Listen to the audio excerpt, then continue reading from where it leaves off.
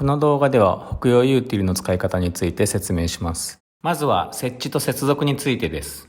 この動画では図のように2台の側域センサーと PC を接続し、プロジェクターで映像を床面に投影しています。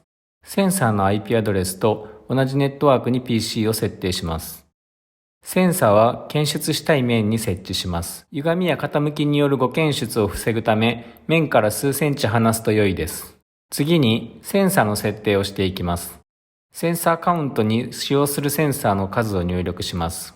1のタブで1台目のセンサーを設定します。IP アドレスを入力するとセンサーが取得した点が表示されます。このような形で面に触れる物体の位置を取得することができます。次は検出エリアの設定です。検出したい区形エリアの4つの頂点の物理的な位置と画面の位置を対応させていきます。まず、検出したいエリアの左上の点に円柱状のものを置き、画面上の対応する箇所を見つけます。ズームスライダーで適度に拡大し、緑色のレフトトップのトグルをオンにしてから、画面上の対応する点をクリックします。そうすると、緑の点がそこに表示されます。同様に、ライトトップ、ライトボトム、レフトボトムの3点も設定します。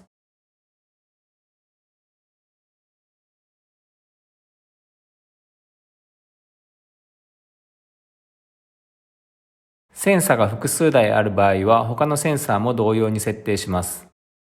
次に OSC の出力設定です。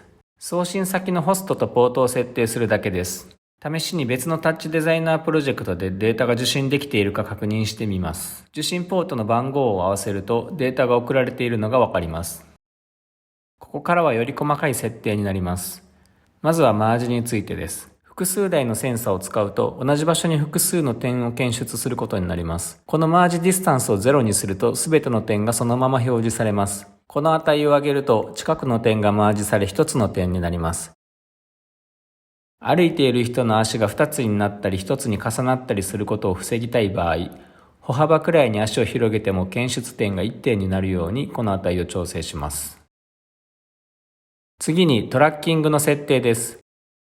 トラッキングは同一の検出点に ID を付与して追跡します。全フレームとの距離の差分がトラッキングディスタンスで設定した値より小さい場合は同じ ID を付与し、それを超えた場合は新しい検出点とみなします。この値を小さくすると素早く動いた時に別の ID が付与されます。また、スムージングはトラッキングしている検出点のブレを抑え滑らかにします。この値を大きくしすぎると反応が遅くなります。最後に OSC のデータをエレクトロンで受信し ID を表示するサンプルを紹介します。このサンプルコードも GitHub に公開しています。